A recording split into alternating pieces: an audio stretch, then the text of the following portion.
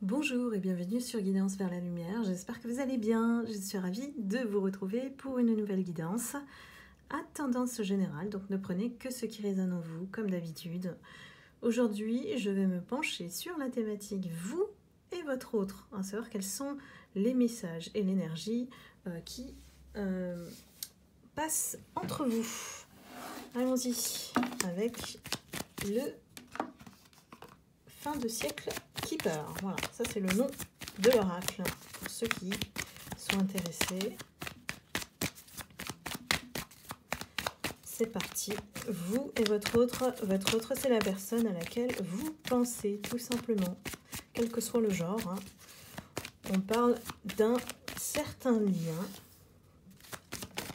entre vous qui est spécial.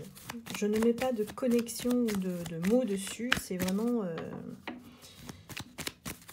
un lien qui vous lie au-delà de la vie terrestre au niveau psychique, spirituel.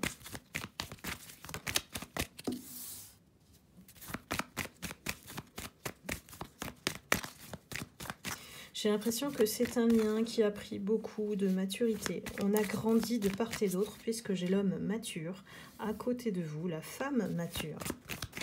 On a compris un certain chemin pour revenir dans l'abondance parce qu'on était parti au départ de la relation d'un état plutôt deux enfants ensemble. On était deux enfants et on a connu une situation qui nous a quand même basculé dans l'abondance, qui nous a poussé à grandir, tout simplement. C'est une personne qui pense toujours à vous. Toujours. Vous êtes tout le temps dans ses pensées.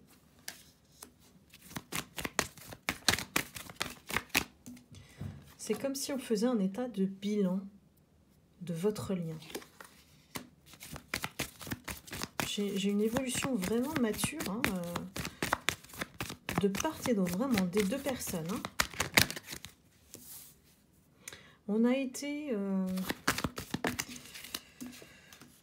été peut-être amené à se connaître ou à évoluer dans un environnement, qu'il soit travail ou de s'associer dans le cadre d'une collaboration, d'abord, avant de connaître ce lien.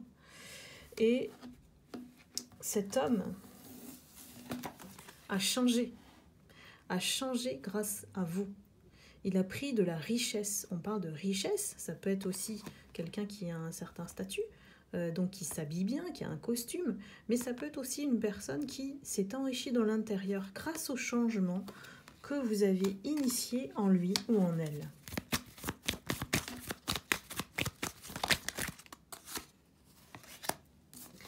C'est une personne qui avait tendance plutôt à rester bloquée avec elle-même, qui se mettait toute seule des barrières, des freins, voire s'enfermait dans une certaine prison mentale. Et vous, j'ai l'impression que, voilà, comme on voit sur la carte, vous êtes la petite souris qui se glisse là et qui essaye de l'aider pour s'en sortir.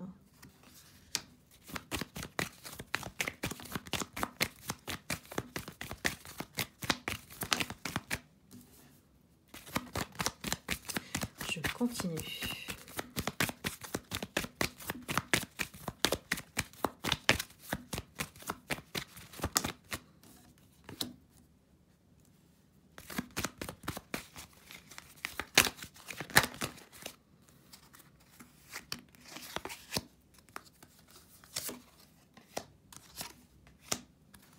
J'ai plein de cartes qui ont sauté.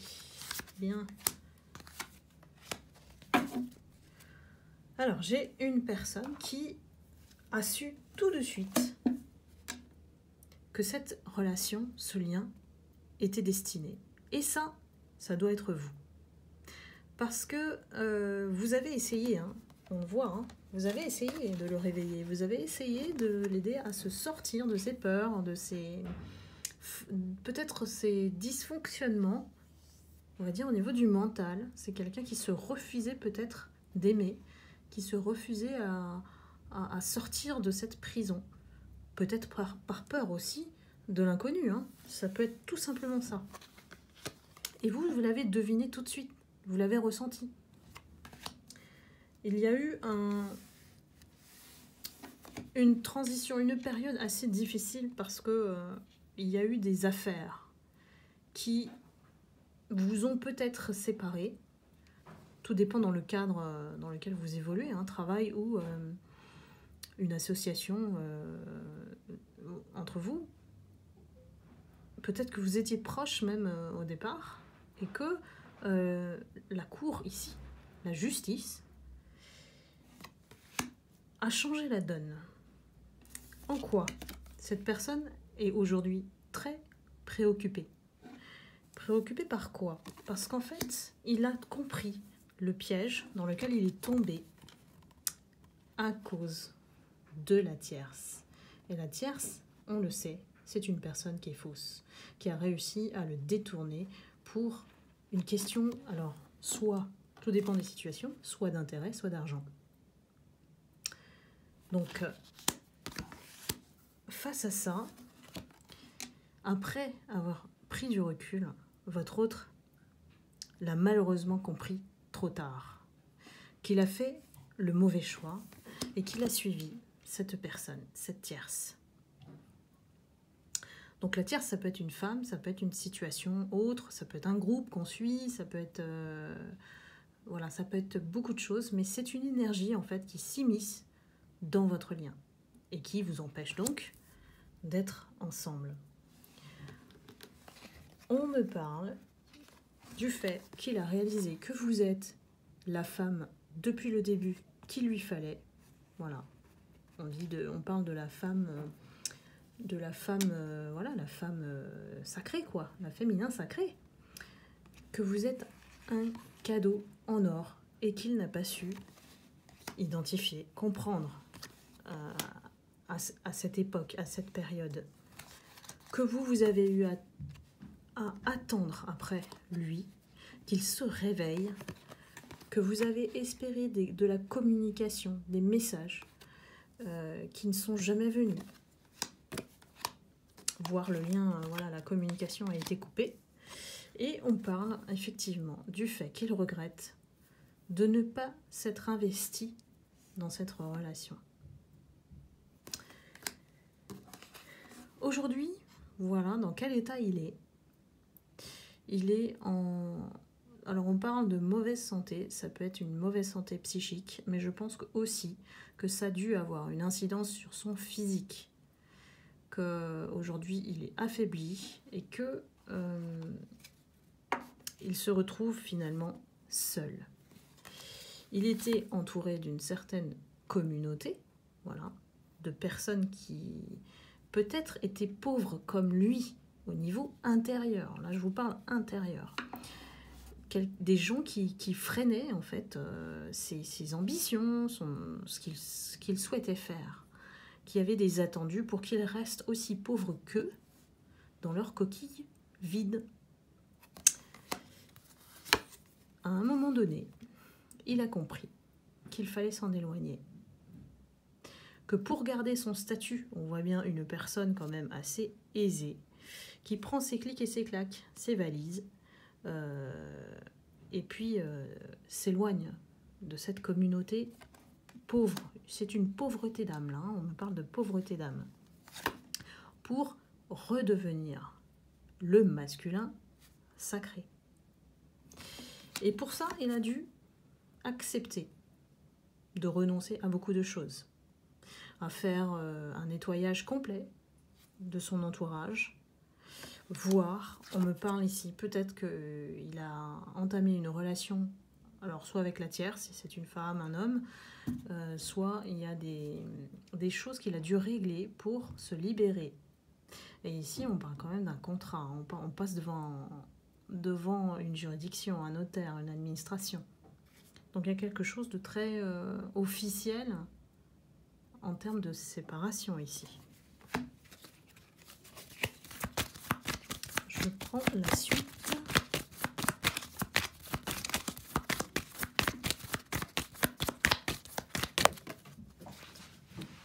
On va sauter. Aujourd'hui, on restaure sa vie. Voilà. On fait la reconquête de sa vie. C'est ce qu'il fait pour redevenir lui-même. Peut-être qu'il a été orienté, influencé, manipulé, je ne sais quoi.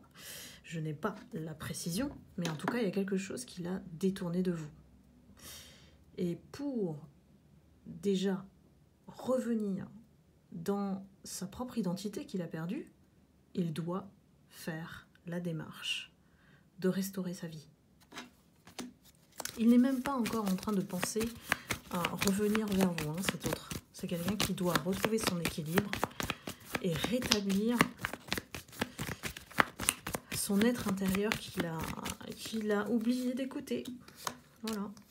Et il a dû prendre énormément de distance, y compris vous. Hein. Ça peut être même y compris vous, pour se régénérer. On a besoin, hein, si on est tout le temps happé dans une communauté, d'être comme ci ou comme ça, on a besoin de s'éloigner pour comprendre le sens des choses, le sens de sa propre vie.